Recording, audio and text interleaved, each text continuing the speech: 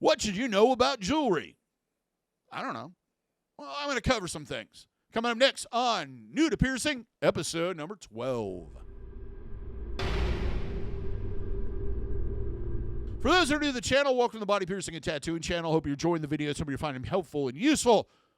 But you may not know who I am, even though I say it in every video. My name is DaVo. I'm a professional piercer and have been since 1994. I own and I operate the Axiom Body Piercing studio located right here in Des Moines, Iowa, inside Skin Kitchen Tattoo. So what we're going to talk about is some of the basic things you should know, and I probably covered this in other videos, but it's kind of nice to have its own separate place, right? What you should know about jewelry when you're buying jewelry, when you're trying to pick out the right one for you, and etc. Some things that you need to consider. Material. Material is very important, mainly because knowing what the jewelry is made out of kind of negates a lot of issues. The first and foremost one being is whether or not you have an allergic reaction to the jewelry that can lead to all kinds of problems. Here's the thing. The body piercing industry, as it grew and expanded, at one point it was flooded with a lot of really, really inexpensive jewelry.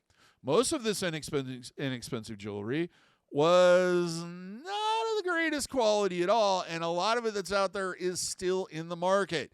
I'm guessing that with some of this stuff, I don't think they will ever have to make any more of it because it's sitting on warehouse shelves somewhere just being put out over and over again because I'm seeing the same crap. Here's the thing with material. If you have any type of sensitivity to metal, it's very important that you pick something that is as biocompatible as possible. With even if you don't, it's a good idea, especially with a fresh piercing, to make sure that you have the most biocompatible jewelry as possible. Now, you may have heard terms like hyperallergenic. That is a nonsense term. It doesn't mean anything.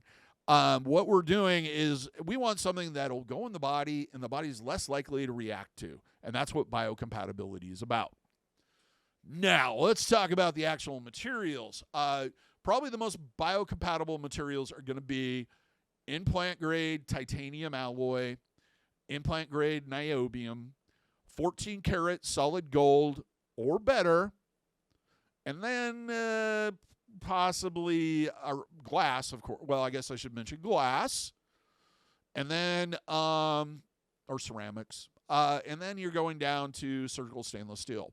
Surgical stainless steel or implant-grade surgical stainless steel was kind of the workhorse of the industry. It was the first type of jewelry that was developed, and it's easiest to fake. For that reason, another thing you need to look at is the third-party testing of that material that verifies whether or not it is, in fact, that alloy with that amount of impurities in it or it's at that grade, that level, that lack of impurities.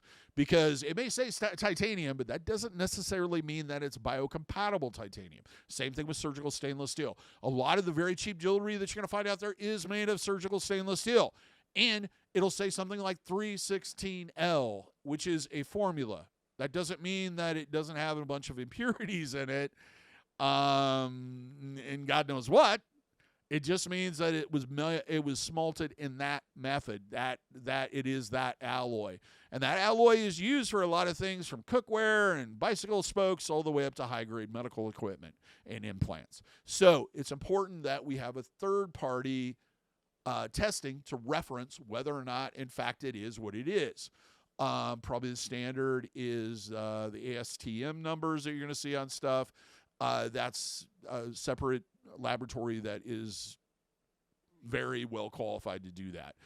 Now I'm starting to see an additional level with various different piercing organizations claiming they have certified it also. But any certification, especially from the manufacturer, and you know who the manufacturer is important. Second thing you want to think about is the finish and quality of the jewelry. Cheaper the jewelry, the less manufacturing went into it, the worse the finish is and the worse the quality. That high polish level, especially with surgical stainless steel, can make a huge difference on whether or not, if you are slightly allergic to nickel, having a reaction to it. It also affects, especially in fresh piercings and even healed piercings, if that finish is super smooth, because when the jewelry moves or rotates or shifts, that can agitate the piercing, which can lead to grumpiness and other problems. So it's very important that it has a high-quality finish on it, and it's made of high quality. And that comes back to the manufacturer. Next thing you want to consider is gauge. Gauge is the thickness of the jewelry. And the thickness of the jewelry is based on gauge. I don't know. I'm talking in circles there. It's hard to remember this, but the larger the number, the thinner it is. The smaller the number, the thicker it is. I always think of it this way. There's a piece of metal or whatever, and a steamroller hasn't gone over it. That's 0. It goes over it twice. That's 2 gauge. It goes over it 4 times. That's 4 gauge. And et cetera, and et cetera, et cetera. It's a little bit easier to kind of, for me anyway, has always been to think of it that way. The reason why gauge is important when it comes to jewelry is we want the correct gauge in there for a number of different reasons. First off is the durability of the piercing. The thinner the jewelry is, especially in areas with really soft tissue, the more likely it is to tear through the tissue. If you've ever seen somebody that wears giant jewelry or really heavy hoops and they have a slit, the reason why is because that wire that is actually in the piercing is so thin, it can't support the weight, and your flesh basically gives that very thin wire and it cuts through it like a cheese cutter. So there's that reason. The other thing we want to think about is with gauge is resistance to your body's ability to reject jewelry. So thicker jewelry, your body can't reject it as easily as thin jewelry. Then it comes into weight. We don't want something that's so heavy that it puts a lot of strain and causes like a slit or causes it to reject. And then comfort. Comfort's a big thing with it. Areas of the body that get a lot of movement, the thicker jewelry can sometimes feel a little more comfortable and not so pinchy. Width. Width is important because we want jewelry that fits the piercing. Of course, at first, when we're going through the healing process, we often have posts that are far too long. But once that's over with, we don't need something sticking out there going, hey, catch me if you can. We need something that's flush to the body and is not going to get caught on a lot of things.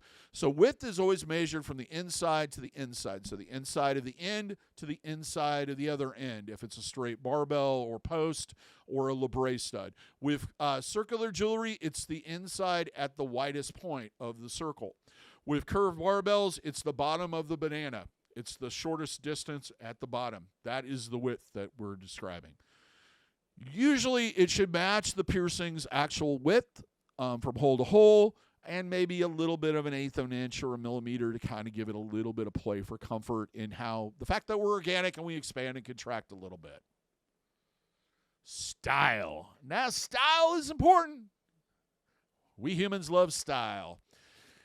However, with piercings, there are certain styles that work really well in piercings, and there are other styles that don't. And when I talk about styles, I'm thinking of things like curved barbells, straight barbells, labrae studs, circular barbells, captive bead rings, seamless rings, plugs.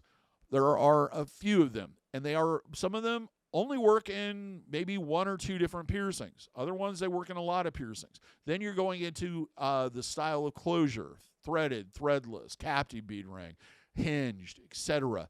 Then there is the design of the jewelry and the weight that causes and how much it sticks out.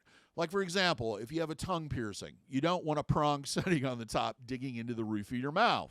You want something that's smooth and rounded, that has no sharp points.